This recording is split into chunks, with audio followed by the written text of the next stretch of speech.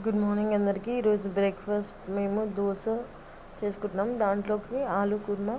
First ఒక 3 ఆలూస్ తీసుకొని వాటిని ఉడకబెట్టిన తర్వాత కొంచెం ఒక పాన్ పెట్టి కొంచెం ఆయిల్ వేసి దాంట్లో జీలకర్ర,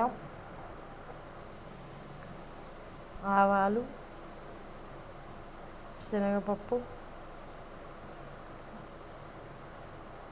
మనం కట్ చేసిన పచ్చిమిర్చి, ఉల్లిపాయలు, కొంచెం సాల్ట్,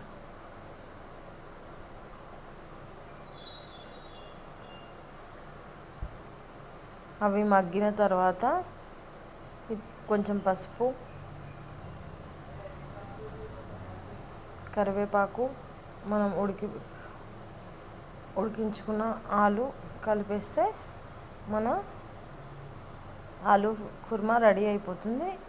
పక్కన దోశ పాన్ పెట్టుకుని దోశ వేసి కొంచెం కొత్తిమీర చల్లుకున్న తర్వాత దోశ వేసుకున్నాం కదా, దాంట్లో మనం ప్రిపేర్ చేసుకున్న ఆలు కుర్మా వేసి కొంచెం ఆయిల్ వేసిన తర్వాత ఆలు కుర్మా స్ప్రెడ్ చేసేసుకోవాలి. దానిపైన స్ప్రెడ్ చేసుకొని మంచిగా కాల్చుకున్న తర్వాత తీసి సర్వ్ చేసుకోవాలి.